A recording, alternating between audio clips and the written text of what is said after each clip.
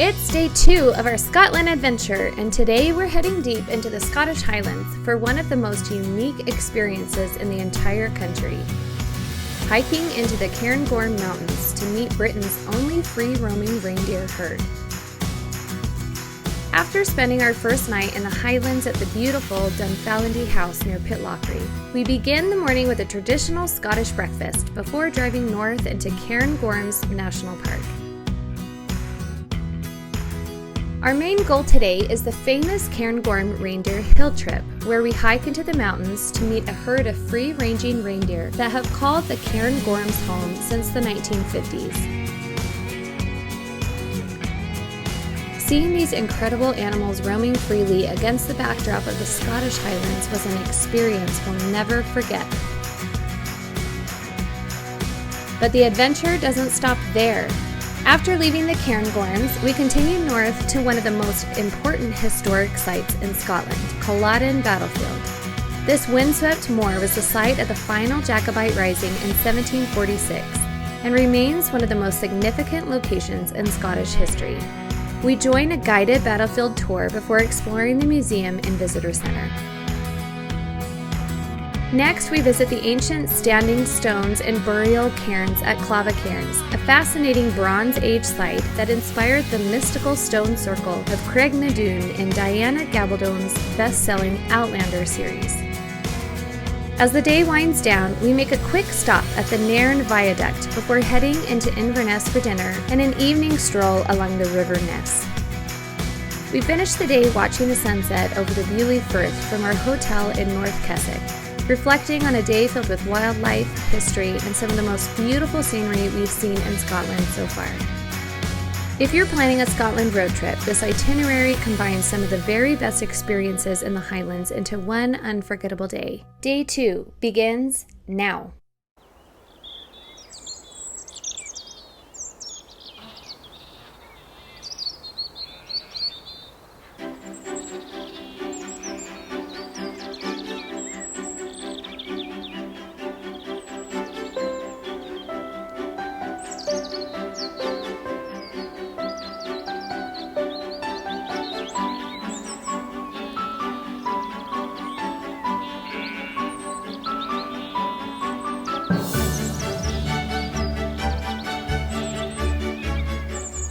Good morning. We are in the Dunfallandy House having breakfast. Oh, look. Perfect time. Amazing. Thank you. That was great. So good. Thank you. The plates are warm, so the cream is melting, but there you are. That's exactly how you like it, right? Thank you. Awesome. Would you like any ketchup or brown sauce for yours? No, this is going to be perfect. Good? Yep. Oh, wow. Thank you so much. You're very welcome. Thank you. Josh scheduled a time for breakfast, and so they made sure that the time worked for us, and then they gave us a menu with hot breakfast items. So there's juices and yogurts and toast and cold cereal and fruit, some delicious things, but then we have this hot breakfast. There was anything from a traditional Scottish breakfast to eggs. This is salmon, avocado toast, scrambled eggs. Hiram and I both got pancakes. And marmalade toast. He said you can't be in the UK and not have marmalade toast. So Hiram's having some marmalade toast. So we're gonna eat our breakfast, then we're gonna do a walk around, show you everything. But quick update from last night. We were hoping to go to the Old Mill for dinner last night, and we found the place super cute, and then when we got in, unfortunately they had stopped serving dinner. So we tried to find the second place, Victoria's, and we did find it, but it was closed. So we tried to find something, didn't really have an option, so we came back here, had some fruit. Jack was really great, offered to make us something, but ultimately we decided, you know what, we're exhausted. So we just had some fruit, a couple of things to eat, took showers, went to bed. I'm gonna enjoy my breakfast now. How are your pancakes? Delicious. Yeah. Golden syrup. There's just something about it that you have very golden. And then cream. How's yours, buddy? So good. I tried it without it and it's super good. Salmon on avocado toast. And it's incredible. And the smoked salmon's from the coast here. Local. So it's super good. Verdict. At the Dunfallandy House. We were upstairs on the 3rd floor. They said that they have 8 rooms that they rent out. 4 of them have 2 beds, and then the other 4 have 3 beds, which they used to only have 2 rooms of 3 beds, and they've recently upgraded. So we have one of the 3-bedroom for the 3 of us that are here. Iris, who is Jack's wife, she made some caramel tablets. So. Oh yeah, that's pretty good. She Job said, Iris. she said, let me know how it goes as a Canadian making these. Okay, so we have a nice little sitting area. You have a hot plate with a pitcher. So there's water down here underneath with some cups, and there's hot chocolate and tea and coffee packets. There's also out in the hall, we should show as we leave, there's another spot with water.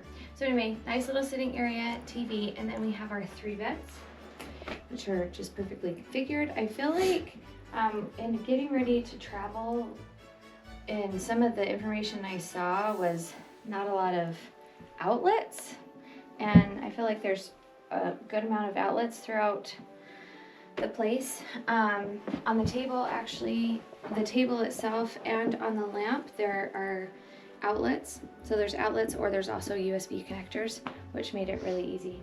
And then the view, It's the best part of the room. seriously, especially up here on the 3rd floor, they provide some binoculars, and she said there's lots of different wildlife. Oh, and then over here by where Hiram was sleeping, especially if you're here for a longer time, I feel like there's a really good organizational spot for hanging. I'm gonna show you the bathroom here too.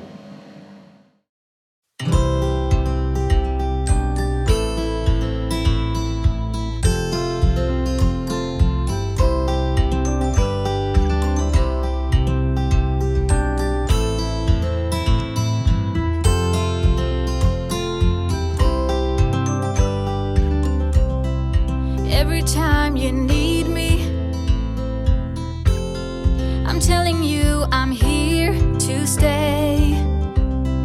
But looking at your castle, I'm pretty sure you're safe, but still afraid.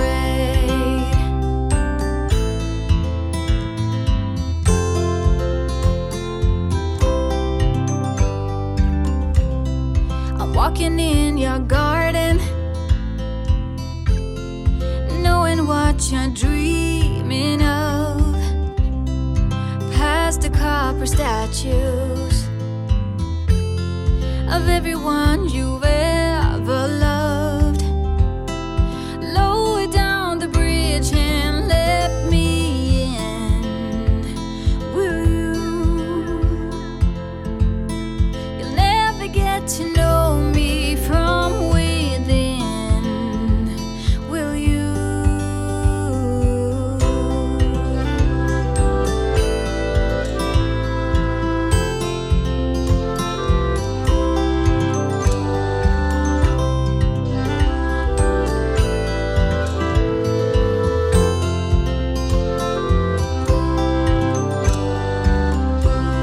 So you've been fighting demons. I promise I will break the spell. You don't need that armor.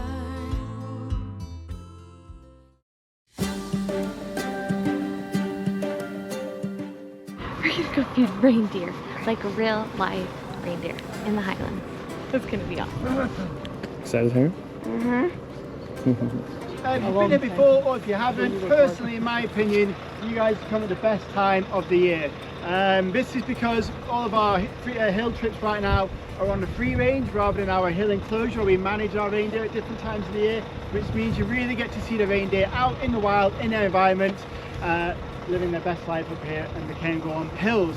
Because they are free ranging, which we'll get into in just a moment, they can go and choose to head wherever they like. This morning they've been quite stubborn. We've had 2 reindeer herders get up early, especially for you guys, to bring the reindeer from up high up on the mountain to lower down. And our initial feeding spot, they don't want to go there. So we're going to go a similar sort of walk, but we are going to go up into what's called Culloden Moor, just up and around the hill a wee bit, into a little basin, and we're hoping the reindeer are going to be there. Now, if any of you guys got really keen eyes, reindeer is sticking out like a sore thumb at the moment. They're in their white winter coat, camouflaged to the snowy hills. And if you look over towards the hillside, that wee patch of snow lower down, you'll see lots of white spots. That's our reindeer. So the plan was the reindeer were going to head down into the lower flat towards the left. As I said, they don't want to go. So our reindeer herders are now trying to push them up into the corrie, and that's where we're going to see them today. Now, reindeer are completely ruled by their stomach. They're super greedy, just like Cameron here actually. And because of that, we've got lots of food, we've got some hand feed. The reindeer are going to come in, so hopefully when we do a few calls and show them the food, they're going to run over and we're going to get nice and close to our reindeer. But just to show how it never quite goes to plan, as I say, they're sticking to their wild ways and are quite happy hanging over there for now. Reindeer are a native species to Britain. They were killed out, estimated 800 to 1,000 years ago, but were reintroduced in the 1950s, 1952 to be precise. Now, reindeer are an Arctic species of deer. Of all the deer species in the world, they're the only Arctic species found all across the northern hemisphere. And for these guys, they have to live in Arctic tundra or sort of alpine sort of environments. And the Cairngorm Mountains, we can just see the edge of here, is a perfect habitat. It's our only Arctic tundra we have left here in Britain. So it's a really rare and unique habitat. It's the coldest, windiest, wildest place in the UK. Coldest temperatures reaching to minus 26 degrees Celsius. Highest wind in Britain recorded on Cairngorm Mountain at the summit, 186 miles an hour. And this time of year, they're grazing across the whole mountainside, trying to find lichen. Lichen or lichen is the reindeer's favourite food. It's littered all across the mountains, and that's what they'll spend their winter grazing trying to find. Grand, so yeah, what we're going to do, folks, we're going to head out. Cameron's going to lead the way as we go towards where our skiers go. We're going to take a left and start heading up on a path. Now, the path we're going to go up is quite steep. It's got a few steps to begin with. We'll have a quick break and regroup there, and then we are going to start cutting across the open hillside to get to the reindeer.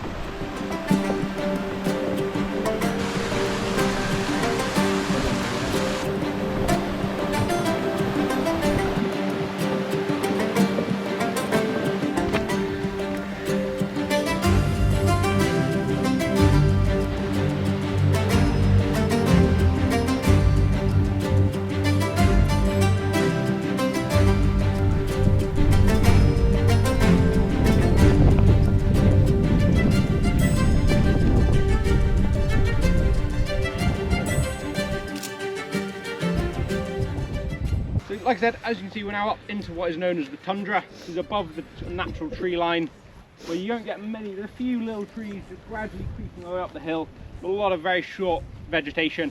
A lot of these very small trees that you can see could be up to 20, 30 years old, but still much, much smaller than the trees down in the forest. It's quite poor soil, it's quite windy, there's a lot of snow, quite a harsh environment. If you look across to the Millbuckle, which is the hill opposite, that's one of the highest tree lines in Scotland. And those trees are just very, very slowly creeping back up onto the edge of the tundra. So we're going to go a little bit further up, just carry on up the path. We'll stop once more, and then we're going to head off round the hill into the corrie.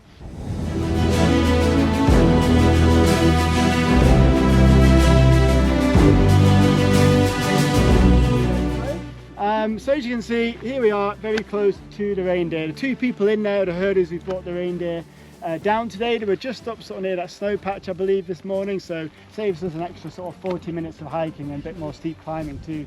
Every single reindeer has its own characteristic and personality. Some are going to be really friendly, cheeky and greedy. They want to be in amongst you, they'll be brushing up by you. There'll be others who are not quite so bothered about human contact, and they'll keep themselves to themselves. So when we wander over there, we're going to get into a group, and panel like we are now, we're going to make sure the reindeer have got space to move in and around between us. You are going to get the opportunity to hand feed them, so there will be some physical contact then. You can give their noses a little snuzzle while we do that, but that's the only touching we're going to ask people to do. When the reindeer are in amongst us, they're very safe to be around. They're not like a horse, they can't kick backwards, so if one stood right there, that's not going to bother you. There is something else that comes with the back end of a reindeer though, so if a tail pops up, you may want to take a step to the side. They're all female adult reindeer in here. There are no adult males, so these are all the cows that have their antlers. So Cameron's going to lead the way. We're going to have one more talk about the actual reindeer themselves, some of their amazing adaptations, what makes them so suited to the Arctic environment here, and then it's time to go and wander off and see some reindeer, do some hand feeding and so on. Sound good? Yeah. All right. Thank you. So yes, It's all coming.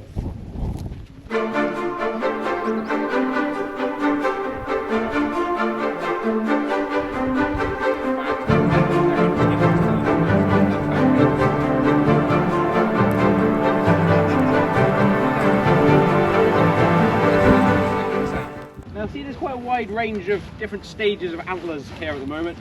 Some reindeer with no antlers, some reindeer with 2 antlers, some reindeer with just 1 antler. Now female reindeer started growing their antlers around about springtime last year. They've been all summer growing them. And when it's growing, it's covered in this soft, furry skin called velvet, which supplies all the oxygen and nutrients that the antler needs to grow. Once it's fully grown, that skin then peels off and they're left with these hard, bony weapons on their head that you can see here. As you can see, Joe's got a nice gaggle of little yearling calves, which he's just going to feed out of the bag for a little bit. They are creatures of habit. They do know what happens at this time, hence why got a nice group of small reindeer all gathering around. Now moving down from the antlers, you can see they've all got a really thick, warm coat. This is their winter coat. Today's quite a warm day to be a reindeer because they've still got their winter coat and it's not that cold for them. Now this coat will keep them warm down to about -25 to -30 degrees. The record for the Cairngorm is about -28, so reindeer are quite comfortable here. Now, as it gets a bit warmer into May, June, they'll start molting. All these long hairs will fall out. They've got a much shorter, darker coloured coat underneath, ready for the summer. And then around sort of September time, end of August, September, it'll be growing straight back in again. So depending on what time of year you see reindeer, they can look really quite different. And right down at the bottom of a reindeer, you'll see they've got these really white, splayed out flat feet, which means they can walk across snow and ice and not sink into it, and also allows them to dig down through the snow. When all of their grazing's covered, they'll scrape away that snow and get to the lichen underneath. So you will see them sort of kicking the ground quite a lot, kicking up the bags. Their instinct is telling them that's how to get to food. Now, finally, all the reindeer within this herd do have a name, and they're all named on a different theme each year. So if you know the name of a reindeer, you can work out what year they were born. So Beanie, for example, in front of you, she's named after a type of hat. So she was born in 2022. So if you find a particular reindeer you like, come and ask us and we'll tell you who they are. We also have a 3-legged reindeer called Eileen.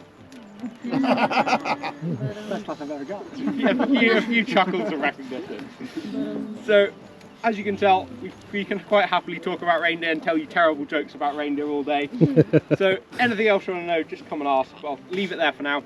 What we're going to do now is feed the reindeer. The pleasure of being the first few, which means we've got these lovely mobbing. This is Holy Moly pushing in straight away. Hey, yes, you are greedy. You are greedy. Oh! A little bit more. Hi. I have a little bit more. Okay. I have a little bit more. Dante, one of our very greedy females. Dante.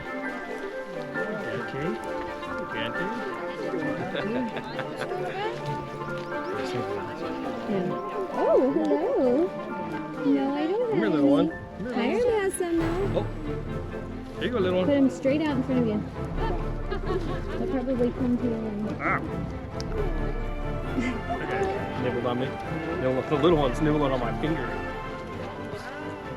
There you go. Oh, don't, Hiram, Hold scoop up. up. There you go. Scoop Hold it out. Hold it out. Scoop. There That's you why go. you scoop. There you go.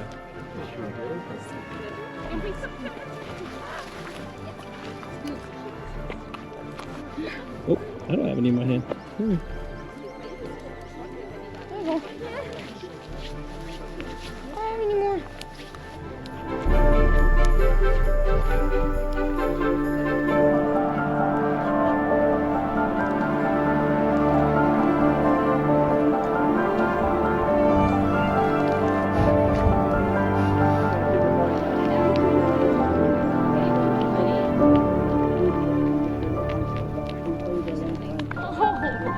You are greedy. Do you want?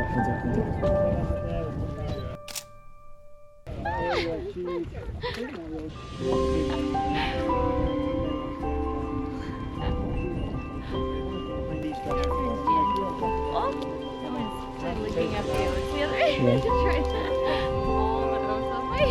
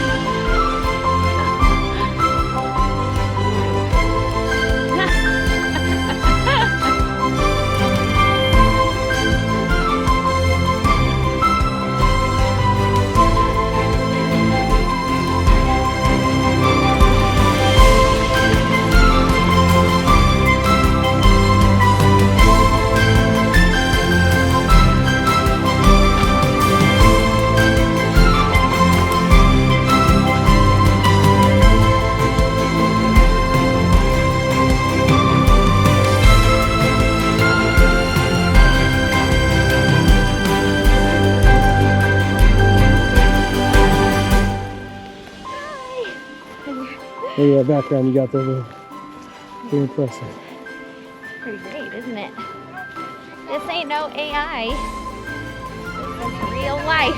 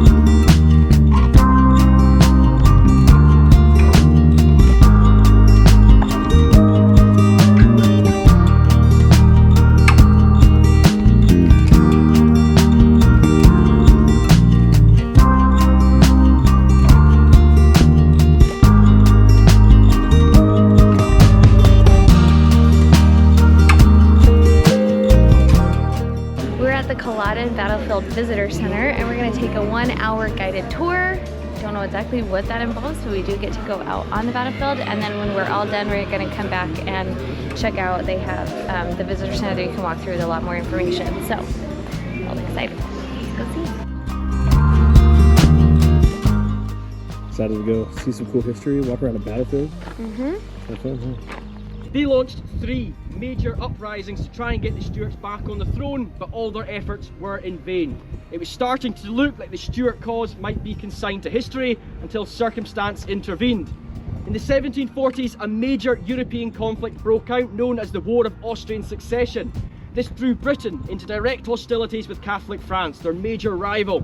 The French King Louis XV was sympathetic to the Jacobite cause, and with most of the small British army busy fighting the French in Flanders, the exiled Jacobite court looked at the picture and thought this was their best and perhaps last chance to win back the throne. They just needed someone to lead the endeavour. Enter Charles Edward Stuart, you may know him better as Bonnie Prince Charlie. He was born in Rome in 1720, the grandson of the deposed King James II, and the firstborn son of James III.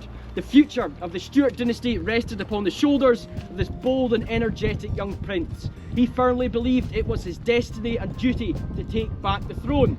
His attempt to do that will eventually lead him and his supporters here to Culloden Moor.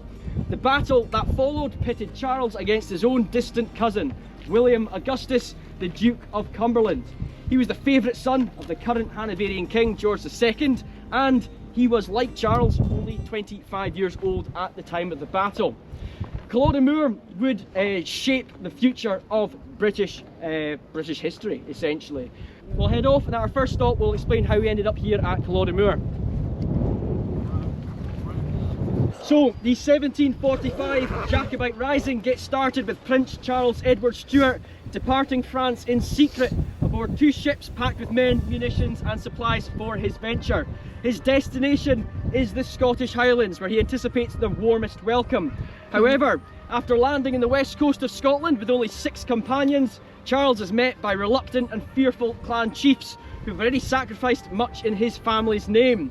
Charles has to deploy all of his charm and charisma to entice these chiefs out into supporting him. Charles argues that Britain is a tinderbox ready to ignite.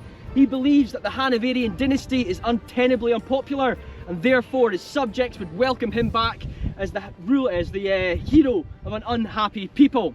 Crucially, Charles also promises that his expedition will be supported by the French in the form of a regular and professionally trained army landing here on British soil. This is a crucial prerequisite to getting the support of these Highland chiefs. In the end, Charles is able to win over this support. He raises his father's standard at a place called Glenfinnan on the 19th of August 1745, and about 1,500 men answer the call to arms. Charles has the army he so desperately desired. However, the estimated fighting strength of the Scottish Highlands in its entirety is in the region of 33,000 to 36,000 strong. So 1,500 guys showing up is not a very encouraging sign. This is what we call foreshadowing. Charles understood that it would take victories to entice the more reluctant of his subjects out into supporting him, and so he strikes out the Central Highlands with the small nucleus of an army and seizes Edinburgh, Scotland's largest city and historic capital. 18th century warfare on the surface can sometimes seem like quite a daft and polite affair, armies drawing neat lines and trading volleys of musket fire all day. A little bit more to it than that, but you get the idea. The Jacobites were a very unconventional army for the time. They were broadly civilians who lacked the professional training and discipline that's required to fight in this conventional way. The bulk of the army consists of Scottish Highlanders, and they have their own approach to warfare, very reliant on something called the Highland Charge. This involves rushing forwards at a charge, delivering a close-ranged volley and then following it up with cold steel, bayonets and broadswords drawn. It was in essence a psychological tactic designed to frighten the wits out of their opponents, and that is precisely what it achieved at Prestonpans.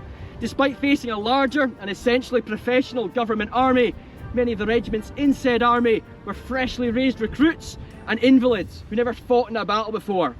When they were confronted by this terrifying spectacle of the Highland Charge coming at them through the early morning mist, they tucked tail and they ran.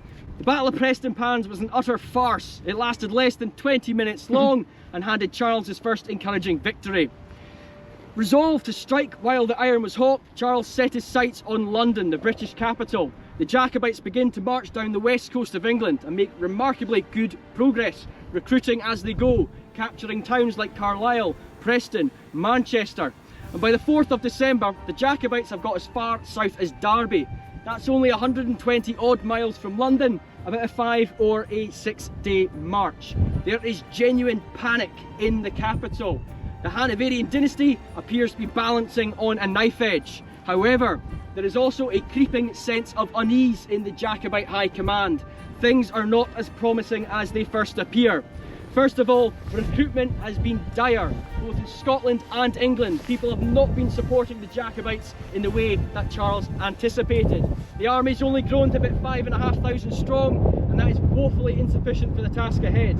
To make matters worse, there is no sign of this French invasion force. This crucial prerequisite appears to have just failed to materialise. The Jacobites are now threatened by 2 government armies threatening to envelop them close to London. This dire strategic picture was enough to convince almost the entirety of the Jacobite High Command that retreat was the only sensible option. When they confronted Charles with their verdict, he was dumbfounded. This young prince, imbued with all the rashness of youth and having never lost a battle, could not comprehend retreat when they seemed so close to victory. He had a bitter and acrimonious debate with his officers at Derby, after which the prince was forced to acquiesce to their concerns. And he took what must have been an agonising decision to turn the army around and march back north. January 1746 finds Charles and his army back on Scottish soil.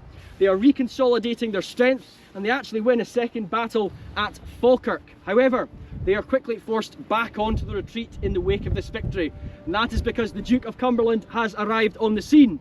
Prince William Augustus, the Duke of Cumberland, unlike Charles, is a military man. He's only 24 years old at this stage, but he already has a career behind him, leading large British and coalition armies on the continent against the French. He has been hastily recalled from that theatre of war to deal with this Jacobite rising, and for him it's a personal mission. It's his father's throne and his family that he's defending, and he's determined to stamp the Jacobite menace out once and for all. He has brought back with him several of his veteran regiments from the war in Europe, and with a much larger, better equipped and more experienced army, he begins to pursue the Jacobites, who retreat further and further north. By April 1746, Prince Charles and his army are back roughly where they started, here in the Scottish Highlands. The small town of Inverness, about 4 miles to our west, is the last major population centre in their possession. They cannot afford to retreat any further. Now, the Jacobites have not yet lost a battle, but make no mistake about it, they are losing this war. By this stage, the Jacobite army starts to contract through desertion. Charles is having a very hard time paying and feeding his men. He faces the very real prospect of this army simply melting away unless he can win a reinvigorating victory. The opportunity for that appears to arrive on the 15th of April, when word filters in that Cumberland and his army have reached the town of Nairn, about 10 miles to our east.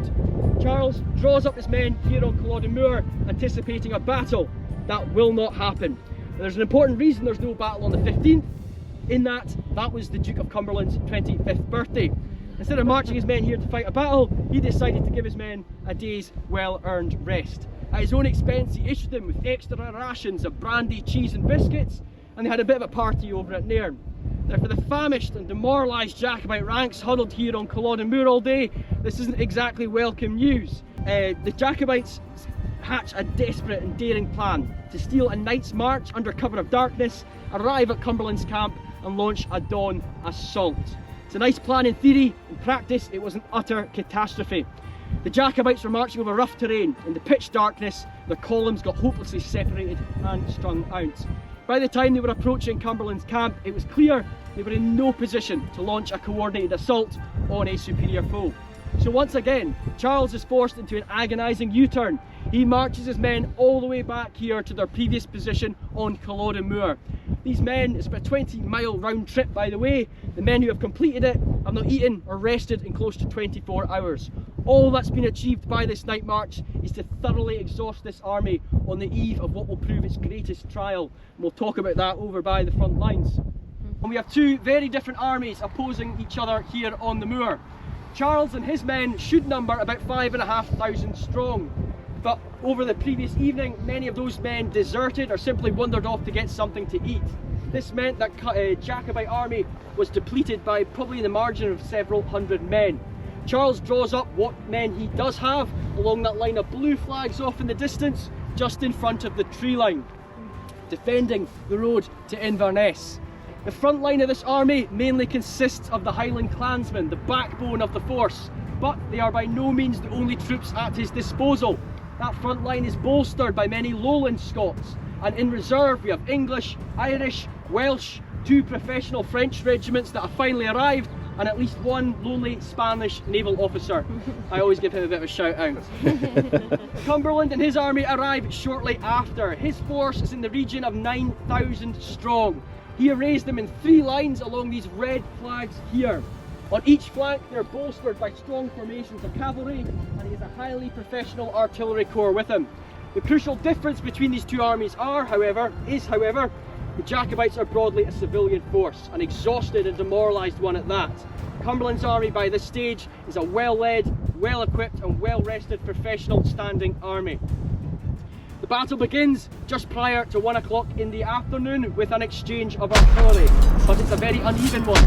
The Jacobites actually have more cannons arrayed here on Culloden Moor than the government do. The problem is, they are poorly manned by hastily trained civilians. The Royal Artillery Corps are a very highly professional force, and they can completely outmatch the Jacobites. Over the course of a 15 to 20 minute long bombardment, the Jacobite cannons are silenced, and the huddled formations of Jacobites begin to take casualties. The pressure is mounting. Now to my right, you will make out that low turf wall. That is known as the Leonich enclosure. It protrudes onto the southern wing of the battlefield. Just behind it would have stood the Culloden Park, a 6 feet high walled enclosure that stretches all the way down to the valley floor. Now this, in theory, was supposed to protect and anchor the Jacobites' right wing from Cumberland's cavalry, and it may well have served that purpose if they'd bothered to occupy it with any troops, but due to a fatal oversight, it remained empty. Cumberland saw this tantalising opportunity and he seized it. He sent up the Argyll militia, a unit of Scottish Highlanders loyal to King George, to take that position, which they did. They knocked gaps through the enclosure walls, and this enabled Cumberland's cavalry to sweep through it and threaten the rear of the Jacobite army. Faced with envelopment, Charles had to pull precious reserves from his already depleted line and send them to the rear to deal with that threat. Still under a fierce bombardment from Cumberland's army, he had little other option than to unleash his men into a frontal assault. This, of course, being delivered in the form of the Highland Charge. Now, in spite of the desperate condition and circumstances that this Jacobite army finds itself in, they were still very much confident that victory was within their grasp. After all, they have not yet lost the battle, and it's the Highland Charge that has proven deadly effective so far.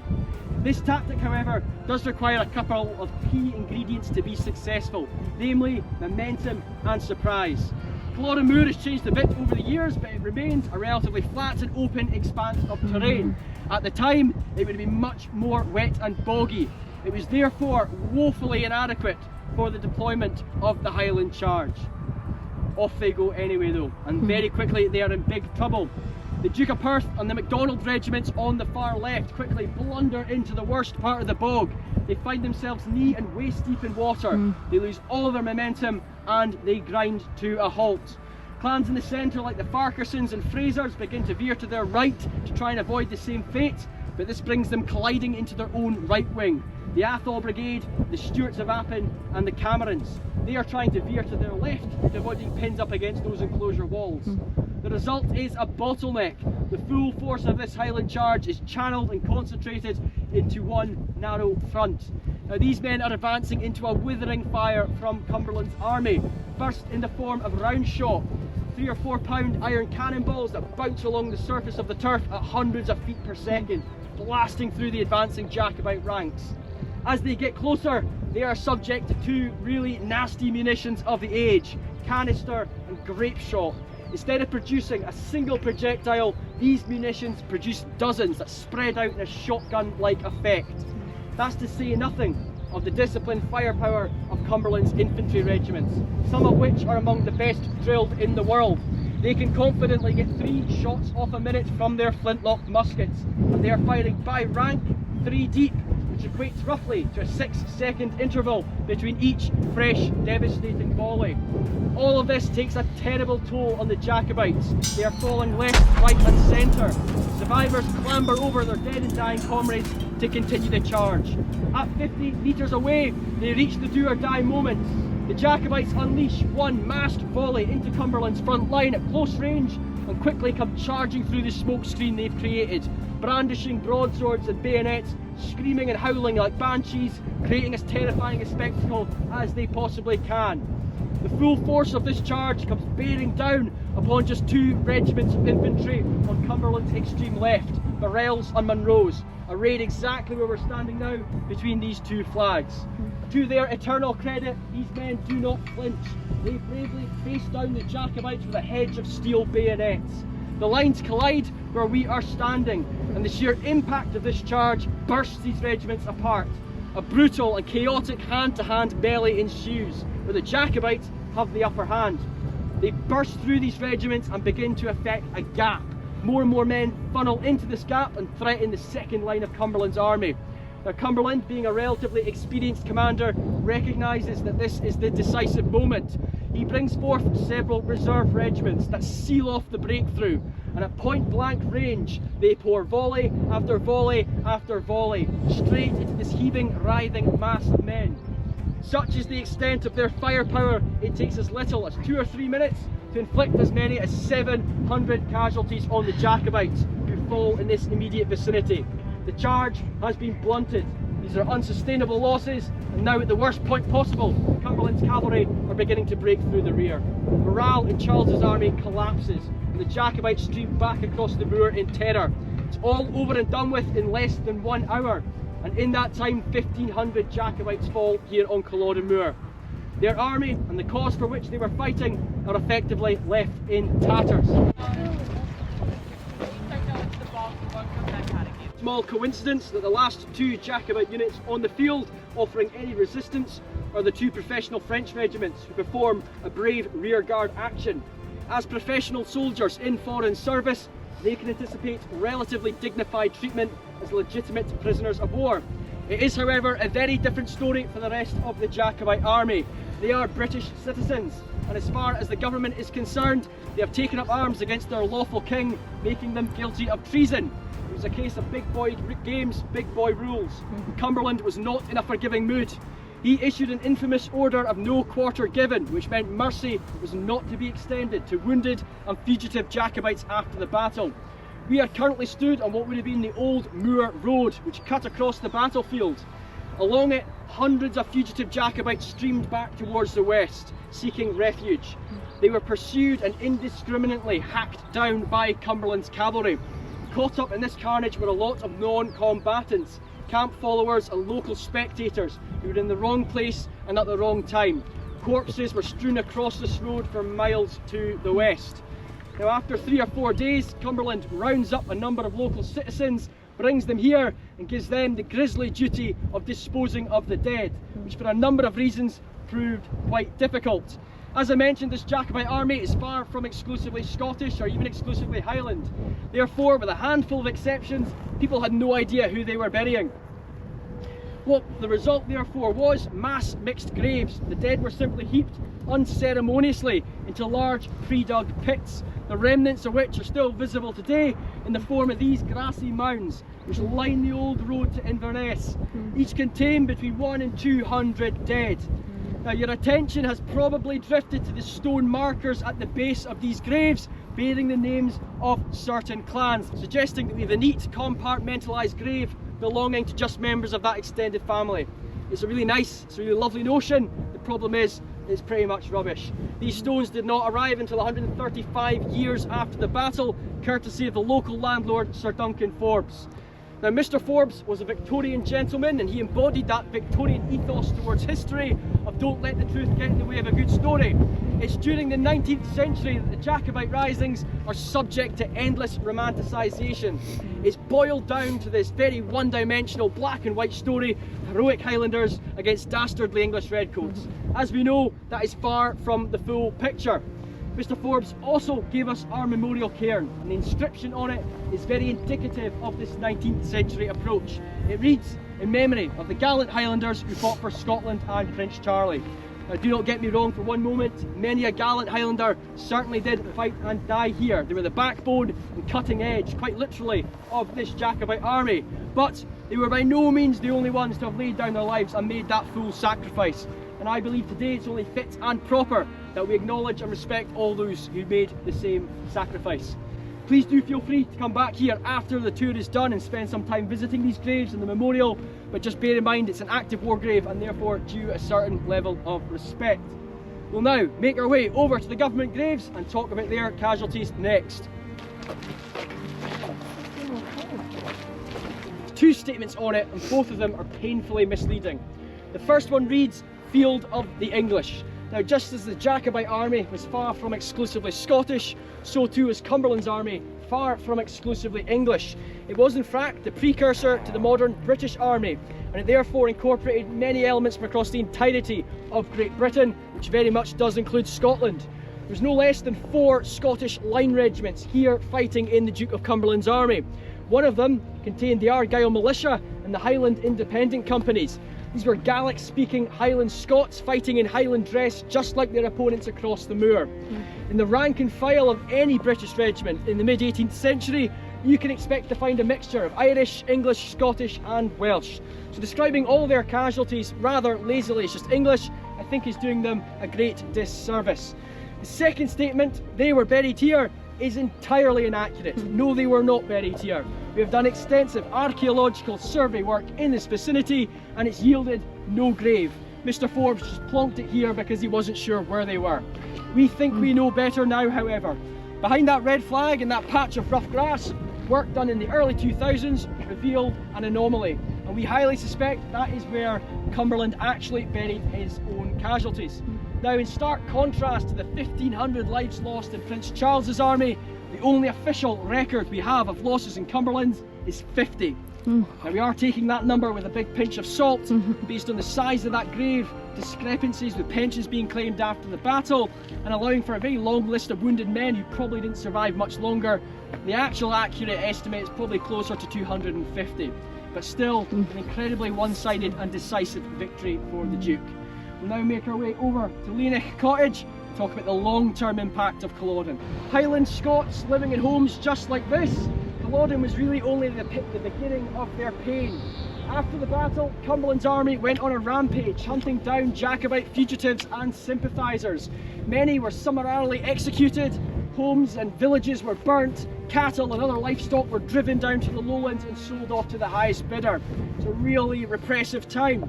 About 3,500 Jacobites would be rounded up, taken prisoner and shipped down to London to await trial.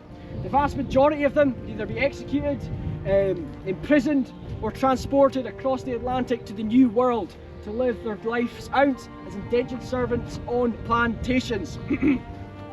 After which many would serve their sentences, settled down there, and that's why so many Americans and Canadians today can trace their ancestry back to this event in history.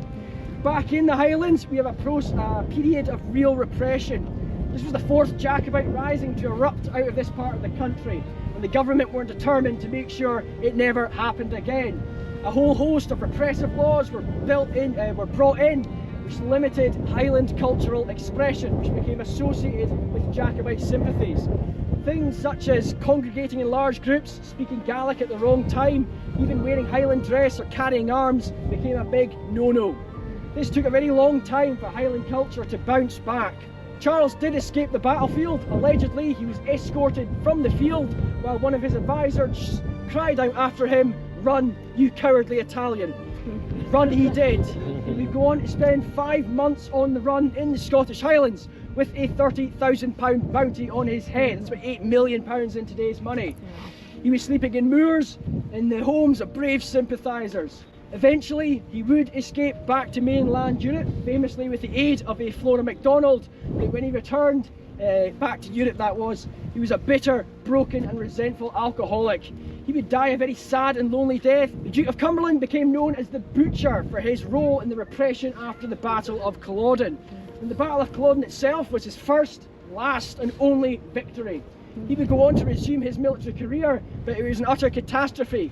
He fell out of favour with his father, retired in semi-disgrace, and died shortly thereafter with no children, aged 44 years old. Not many happy endings on this tour, I am afraid. So I really hope that you feel today's presentation of the battlefield is much more appropriate considering what transpired here. And I have to thank each and every one of you for coming here today and spending your hard-earned cash listening to me rattle on, because it is only through your interest and support that we at the National Trust for Scotland can maintain this site and protect it for future generations. So genuinely thank you. Now, I gave Mr. Forbes a bit of a hard time for his stones over in the Clan Cemetery. We do appreciate them, but when this visitor centre was built in 2008, the National Trust wanted to leave its own all-encompassing memorial, and I am stood in front of it. You will notice jutting out from this wall, we have protruding stone slabs. Now, each one of these represents a life lost on that day. To my right, we have 50, representing the official record of dead in the Duke of Cumberland's army. To my left, stretching all the way down to the glass doors where we started our tour, of the 1,500 or so lives lost in Prince Charles Edward Stuart's army. These men were husbands, fathers, sons, brothers, friends. They had homes, families, and hopes and ambitions of their own. And all of that was cut tragically short on the 16th of April, 1746. This wall not only stands as a poignant visualisation of the cost of war, but also as an eternal memorial to all those who lost their lives on that day, irrespective of what side they were fighting for.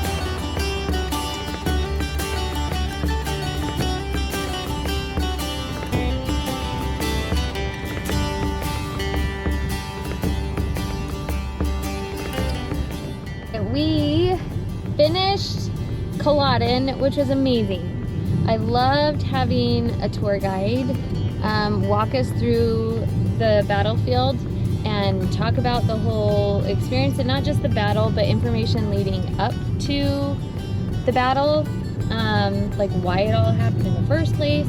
Now, it's the same information that you could read as you're going through the museum, but definitely a much more enjoyable experience. And I feel like just even the storytelling aspect of that was a little more relatable than just reading facts. It's all information that you can read as you go throughout the visitor center exhibits, but definitely in a much more storytelling, enjoyable way.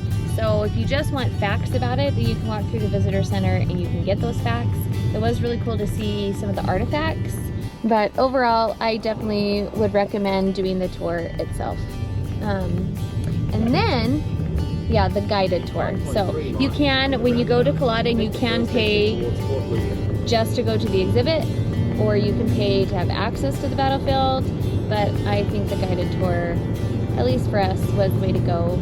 And I loved that the information shared wasn't just about the battle itself, but everything that led up to it. So anyway, overall, very cool. And then after going to Culloden, we went over to Clava Cairns, standing stones. There's multiple standing stones throughout the space, and then there's also some circles. There were different kinds of circles, and that was really neat as well. And the Clava Cairns are only like a mile away from Culloden. So if you want to visit the standing stones, take time and go to Culloden, and vice versa. If you want to go to Culloden, take time and just try to go there. So overall, a fun afternoon. Now we are headed to MacGregor's pub for some dinner. And after last night, I think we all want some dinner. We had to go quickly from Cairngorm this morning to get over to Culloden on time to catch our guided tour time. And so we ate a bunch of snacks in the car. So I think we're ready for actual food. Yeah?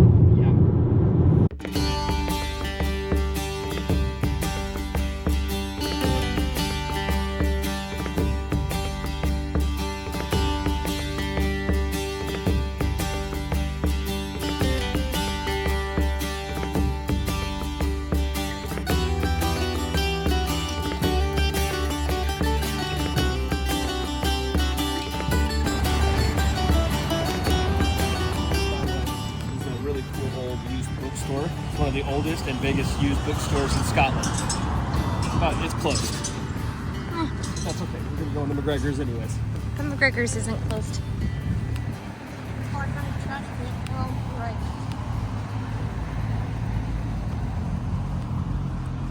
Let's go get those.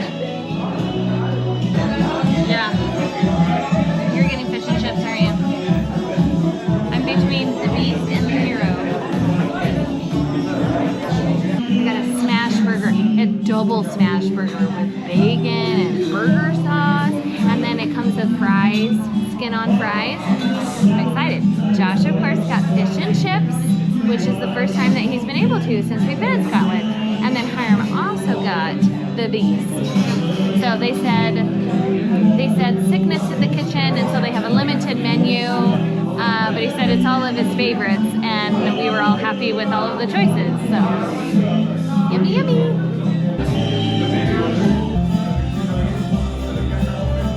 It looks amazing. It's really hot though. I can't take a bite yet. I'm gonna burn my mouth. Oh, that's a good smile. The beast.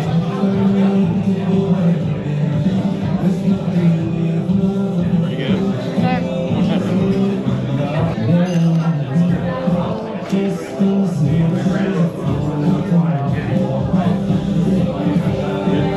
The burger sauce is really good.